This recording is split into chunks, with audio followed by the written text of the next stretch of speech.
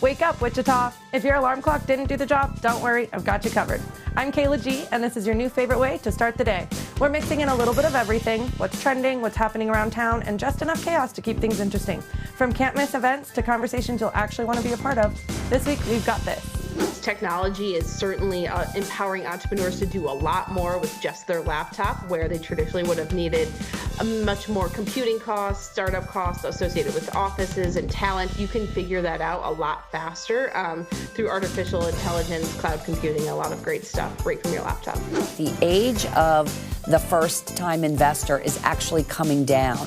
And in fact, a third of Schwab's new accounts or new investors coming to invest are Gen Z, so they're under the age of 30. You know, that's super exciting. It means they have decades ahead of them to watch their investments grow, their wealth grow, frankly, watch their lives change for the better. We make the Laser Weeder. Laser Weeder is an AI-based robot. We use a lot of those NVIDIA GPUs inside of our AI robot. And there's an AI runner on there that finds the weeds live in the farmer's field. And then we put really high-powered lasers on the weeds, burn them out with the lasers, and then all that weed just goes back into the soil and becomes nutrients for growing your crops. So it's been an amazing product.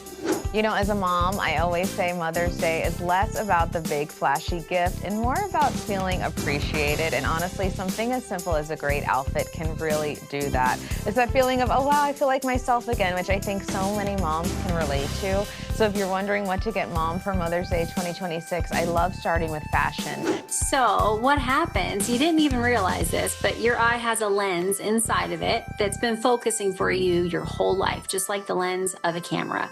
And right around the time that we have about 40 birthdays, that lens decides it's not going to be quite as flexible. So to your point, the way that we can see is to slowly hold things farther and farther away.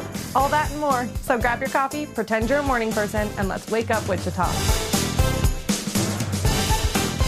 Losing a pet can be really stressful for families. There's now a free tool using AI that helps match lost pets with their owners. Chelsea Statley is the president of Petco Love and joins us now. Welcome, Chelsea. Hi, thanks for having me. So Petco Love Lost has reunited more than 250,000 pets. Can you explain what it is? Yeah, so 250,000 pets back home with their families. Petco Love Lost is the nation's largest free lost and found pet database. It uses AI photo matching technology. And so, Erin, if your pet went missing, you would simply upload a clear photo of your pet, mark your pet as lost. It would search against photos from Good Samaritans who upload pictures of found pets. Also, it integrates with shelters like Kansas Humane Society, Wichita Animal Action League, and then also integrates with various social media platforms like Neighbors. So your pet's photo would be searched against hundreds of thousands of other records in the database to find the most likely match and bring your pet home as quickly as possible. What should someone do first if their pet goes missing? If your pet goes missing, the first thing that you should do is don't panic, but do act quickly because every second counts. Go to petcolovelost.org, upload a clear photo of your pet, and report your pet as missing. When you do that, it immediately begins to search for matches for your personal pet. Then we tee you up a toolkit that tells you lots of helpful tips and tricks about what to do next, including social media assets that you can put on your own social media pages, your neighborhood HOA page, etc. We are able to reunite a pet every 4 minutes via Petco Love Lost. So highly recommend uploading there first. And what are some simple ways to help keep pets safe at home? There's lots of simple things that you can do to keep your pets safe at home. Of course, Petco Love Lost is one tool in the toolbox. We definitely recommend collars and tags. We absolutely recommend microchips. My personal pets all wear collars and tags and are microchipped.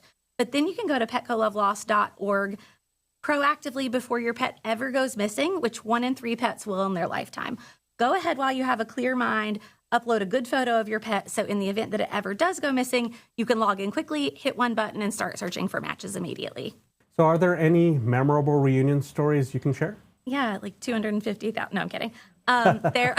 So I live in San Antonio, Texas, and last summer during the Central Texas flooding, there was a senior blind dog. I have a heart for senior dogs. A senior blind dog named Sandy went missing during a thunderstorm. Lots of our pets at home are scared of thunderstorms. She was missing for more than 30 days, and of course, her family feared the worst. After 30 days, she was returned home safe and sound, thanks to Petco Love Lost. So that one is definitely pretty special. So where can people go to learn more? To learn more and to mark your pet safe at home, you can go to petcolovelost.org. Beautiful. Well, Chelsea, thank you so much for joining us this morning. Yeah, thank you so much for your time. Have a good one. Okay, quick honesty moment. If your arm isn't long enough to read a menu anymore, welcome to the club. Like suddenly everything is too close. Menus, receipts, that one dimly lit restaurant where everything is in size 2 font. It's a struggle. Apparently, this is very normal, especially as we get older. So what is actually happening here? Dr. Amanda Nanasy is here to explain it and hopefully save us all from squinting in public. Hi, Dr. Nanasy.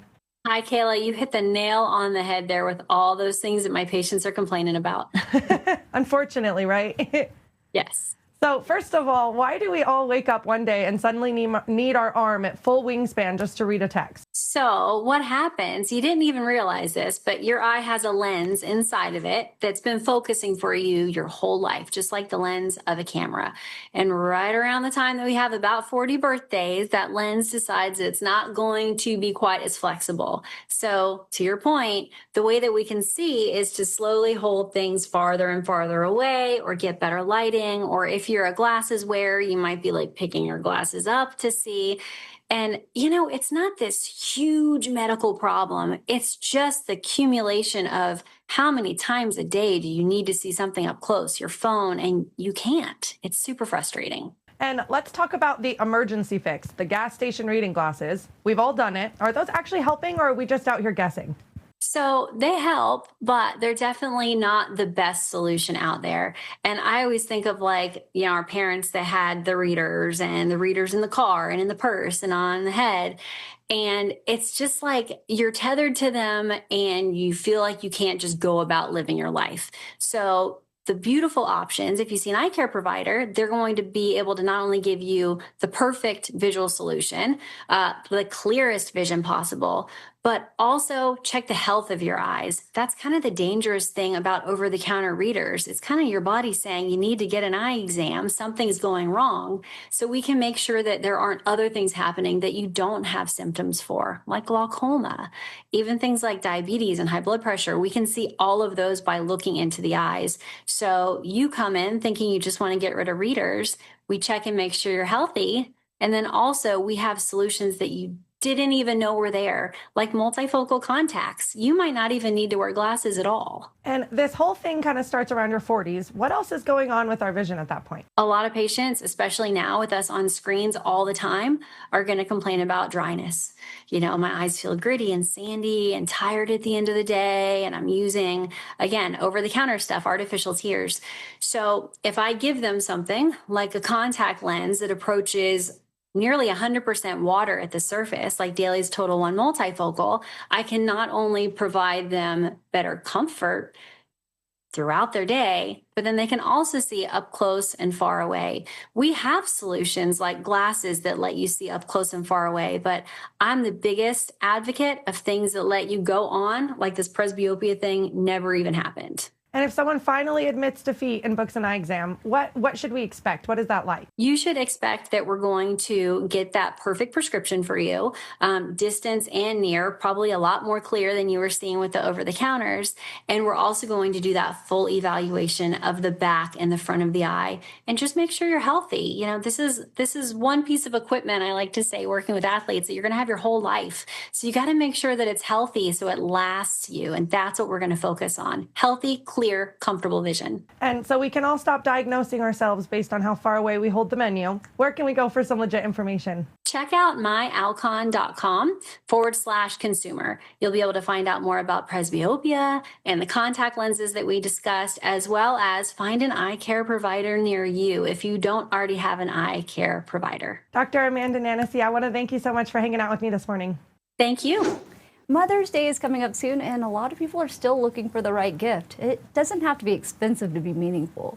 Bethany Braun Silva is here with some simple and thoughtful ideas. Welcome, Bethany. Thank you so much for having me. What are some good Mother's Day gift ideas this year? You know, as a mom, I always say Mother's Day is less about the big flashy gift and more about feeling appreciated. And honestly, something as simple as a great outfit can really do that. It's that feeling of, oh, wow, I feel like myself again, which I think so many moms can relate to. So if you're wondering what to get mom for Mother's Day 2026, I love starting with fashion. And my go-to place right now is Shein because they really check all the boxes: trendy styles, affordable, quality pieces, and a wide variety so you can find something that fits mom's personal style. And for spring, it's all about easy wearable pieces. And one look that I love is this Shein striped knitted vest, which has that soft, lightweight knit feel, paired with this plain front tie pocket shorts. They're relaxed, comfortable, and have that easy pull together look without trying too hard. And linen is a huge trend right now. And the Shein linen loose long sleeve and short set is breathable and flowy, perfect for warmer days.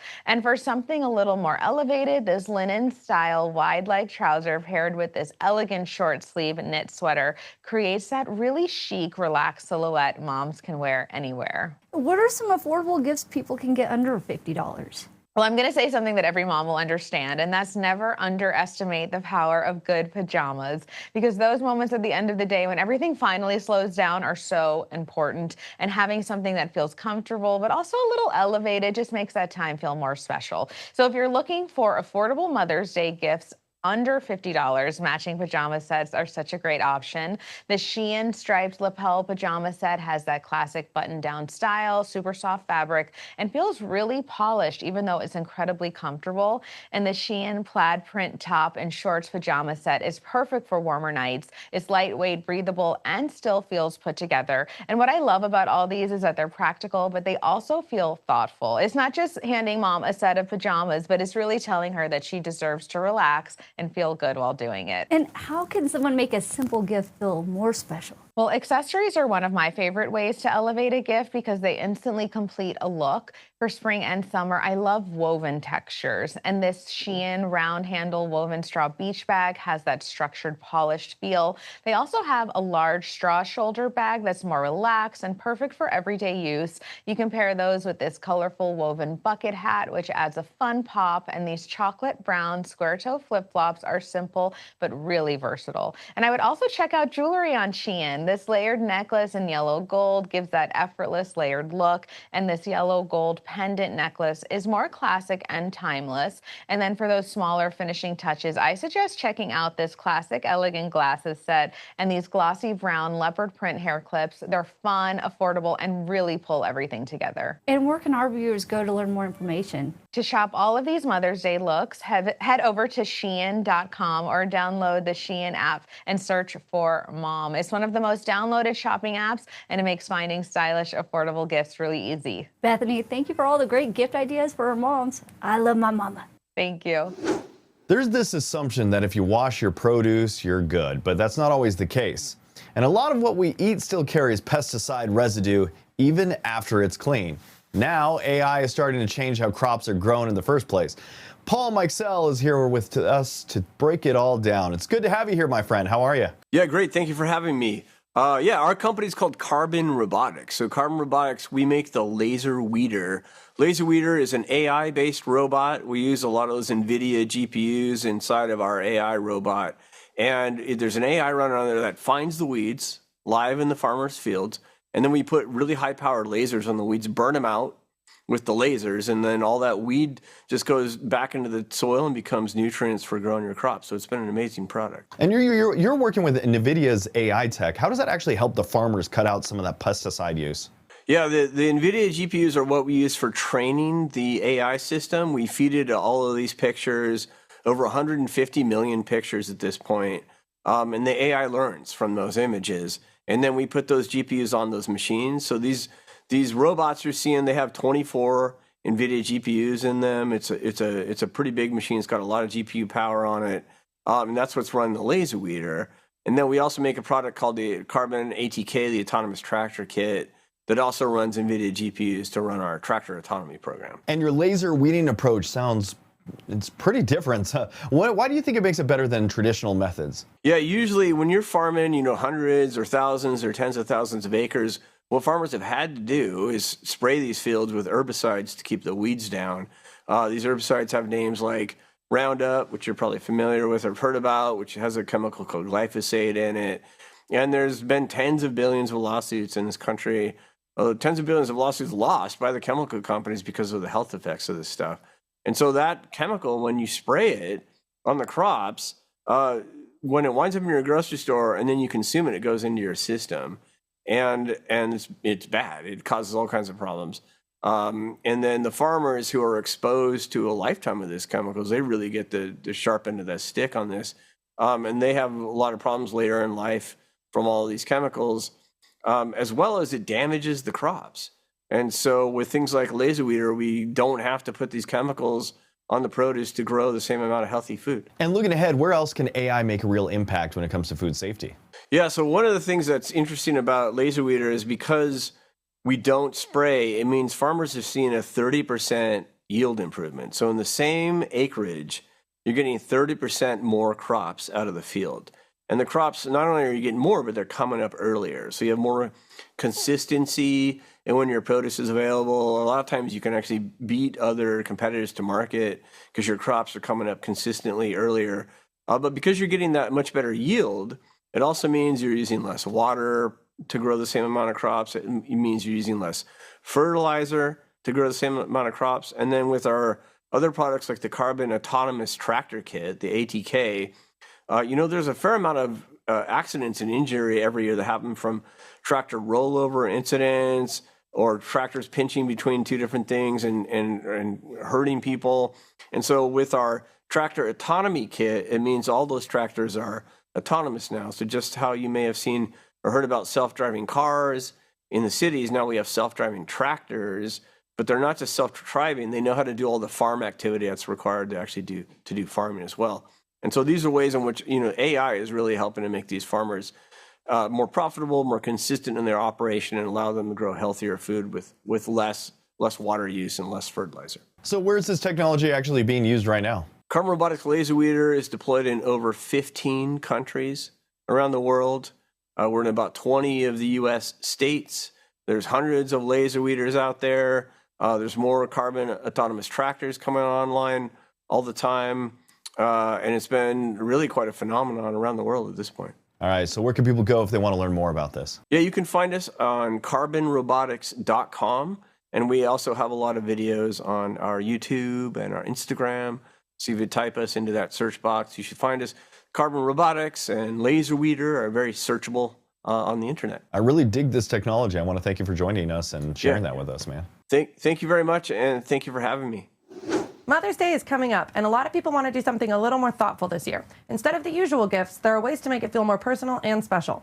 Lifestyle expert Megan Murphy is here with some ideas for every kind of mom. Welcome, Megan. How are you? I'm great. Thank you so much for having me. So with so many choices, how can people pick a Mother's Day gift that really feels meaningful? Yeah, I mean, it's like really about leaning into mom's lifestyle and the things she loves. If mom loves health and wellness, that is me. A really great gift is the Garmin Venue 4 GPS smartwatch. So this is something that's going to track her activity. It's going to give her insights to help her better understand her body. And maybe she wants to make some different decisions or tweaks based on that information. It's something she's going to use daily. It's a good looking watch. I like the different colors that it comes in. And it has really cool features. Like the thing I'm loving is the built-in LED flashlight. I never realized how much I would use that. I go to the bathroom at 3 a.m. like without fail. And now I use this to light the way in the dark. Love that. It also has a built-in speaker and microphone, so you could take calls from your wrist. When I'm walking the dog or I'm cooking dinner and the kids are trying to get me, I'm not fumbling from my phone. I can take that call right from my wrist. And the battery life is awesome. I mean, 10, 12 days of battery life without constantly having to recharge it. I really love that. That's the Venue 4 from Garmin at Garmin.com. And what are some good ideas for moms who enjoy DIY or getting a little creative? So I'm also a big DIYer. I love a project. I've been talking about this for years. It's the Cricut Joy Extra. The Cricut is a smart cutting machine. The Joy Extra is just a compact version. You can do it at the kitchen table. You can use it if you have a full craft room. You can come up with so many different projects. You could make 3D cut paper flowers. You could make custom hats. I mean, you could really make anything using this, especially if you really utilize the Cricut Design Space, which is this all-in-one platform that gives you thousands of ideas, step-by-step instructions. And there's something now called the Guided Project Flow, which is essentially just going to take your hand and be like, hey, here's how you do it. And this is all at Cricut.com. It's CRICUT.com. And do you have any go-to gifts that usually work for just about any mom? This is really, really trending. I gave this to my mother-in-law for her 80th birthday, and it was a huge hit. This is the Bird Feeder Metal 2. This is a state-of-the-art bird feeder that's really going to just be a game changer when it comes to bird watching. It has 4K images, so that's like really, really great. It's an all-metal construction, so the squirrels are no match for this. It's super durable. It comes in this moss green, so it really just looks, blends into the outdoors. It has Bluetooth pairing and dual-band Wi-Fi, which makes it very simple to connect from your smartphone or your tablet. My mother-in-law had no problem setting it up.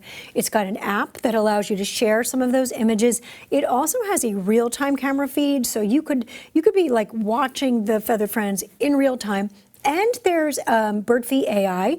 It can identify up to 6,000 species of birds, like right down to the gender. I mean, it is pretty wild. And Megan, my friend, where can our viewers go to find more information? You go to Garmin.com, Cricut.com, and BirdFeed, spelled BIRDFY.com. Megan Murphy, it is always a pleasure. Thanks so much for being here this morning. Thanks for having me. A lot of people say that they want to start investing. They just don't know how. It can feel confusing at first, but it doesn't have to be. Lisa Hunt with Charles Schwab is here to break it down in a way that actually makes sense for us. Hi, Lisa. How are you? Hi, Kayla. Thanks for having me. So if someone is brand new to investing, what's the first step they should take? Yeah, one of the most important things you can do to improve your future is to get invested and stay invested. But it can seem a little daunting, maybe even a little scary. I recommend getting educated. Start to learn about investing so that you develop some confidence to be able to take that first step and place your first trade. I know at Schwab we have a lot of free educational content on our website, and I would encourage everybody to go and check that out, learn what investing can do for you and your future, and get started, hopefully. And once people get started, how can they keep growing and making smart choices? Yeah, investing is a journey, and just getting started and developing a portfolio really is only the beginning of that journey. Even someone who's been investing for decades should periodically check in. And we just celebrated National Investing Day on May 1st. And it's a great reminder of the importance of ensuring that you are on track with your overall investment journey. So if you've been invested for a while, take a look at your portfolio, take a look at your financial plan, make sure they are aligned with where you are and where you're trying to get to. And even if you're very sophisticated and have been investing forever, maybe it's an opportunity or a call to action to reach out to somebody who hasn't started and maybe help them with their investing journey. And are you seeing more people getting into investing right now, especially younger investors? One of the most exciting trends that we are seeing at Schwab is that the age of the first-time investor is actually coming down. And in fact, a third of Schwab's new accounts or new investors coming to invest are Gen Z, so they're under the age of 30. That's super exciting. It means they have decades ahead of them to watch their investments grow, their wealth grow, frankly, watch their lives change for the better. And we are really excited about this trend. And so we also know that means we bear a big responsibility around education and helping to build confidence to keep people invested. In fact, last month, we just launched Schwab Teen Accounts, which allows individuals 13 to 17 to establish an account and to begin to be educated and learn how to invest. And we provide a lot of great tools to help both the teen, but also their parent or guardian with them on this new investing journey to get started. That's a great idea. That's awesome. And I'm super interested in this. Can you explain what happened back in 1975 and how that connects to National Investing Day? Right. So we really chose to celebrate investing on sort of National Investing Day, which we began last year, the 50th anniversary of May 1st, 1975. And what was significant about that date is On that day, the Securities and Exchange Commission, the regulator for financial companies like Charles Schwab, removed the fixed fee requirement, the cost to get invested. And at that time, most companies took that as an opportunity to actually increase their fees, raise the cost of investing.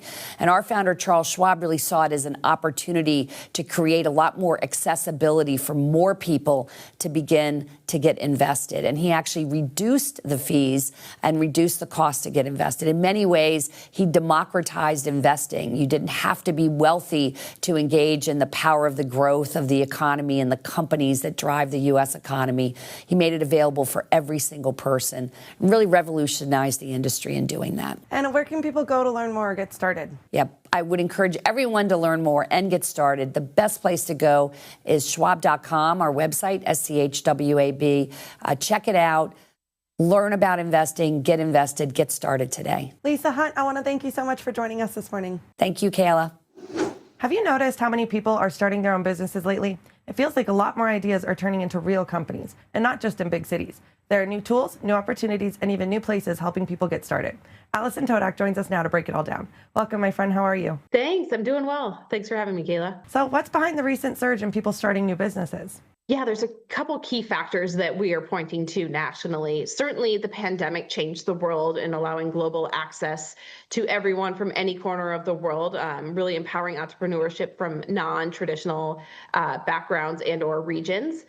Technology is driving down costs significantly, and we're certainly seeing a generational mindset shift in entrepreneurship being the first line of defense and or choice by recent grads from millennials and Gen Zs. And how has the cost of launching a business changed in recent years? It is dropped in droves. Technology is certainly empowering entrepreneurs to do a lot more with just their laptop, where they traditionally would have needed much more computing costs, startup costs associated with offices and talent. You can figure that out a lot faster through artificial intelligence, cloud computing, a lot of great stuff right from your laptop. And what tools or resources are helping people get started more easily today? Yeah, I would say certainly a lot of e-commerce platforms like Shopify or digital payment systems like Stripe allow an entrepreneur to sell across the world. Again, from their living room, and certainly artificial intelligence, think around opportunities to cut out some initial costs like Lovable, which can code a website for you in a few weeks or a few minutes versus several weeks that a developer used to take. And why are more founders looking outside of big coastal cities? Coastal cities have great density of capital and talent and, that energy, but certainly the costs continue to rise in those markets. And so looking into the interior of the country, especially in Michigan or in Kansas, we're seeing great opportunity to allow that runway, that initial capital needed for a business to go a lot further at those early innings. And what makes Michigan or Kansas a strong place to start or grow a business? Certainly. Michigan specifically on this one has great research institutes that are commercializing ideas left and right. We have a strong talent network, very heavy density on engineers per capita, and those who know how to grow and build things. And then certainly capital programs that I know both of our states are empowering into startups and entrepreneurs through grants and early stage investments. And where can people go if they want to learn more? Yeah, the Michigan Economic Development Corporation website, michiganbusiness.org, has a lot of great resources and should be the first click into many great programs that the state has. Alison Todak, I want to thank you so much for joining us this morning. Yeah, thank you so much, Kayla. All right, Wichita, that's going to be our show for today. If you're heading out the door, we hope you take a little bit of this good energy with you. And if you're staying in, no judgment, so am I. Thanks for waking up with us. We'll be right back here next time with some more fun, more local, and probably a little more chaos. Have a great day, Wichita.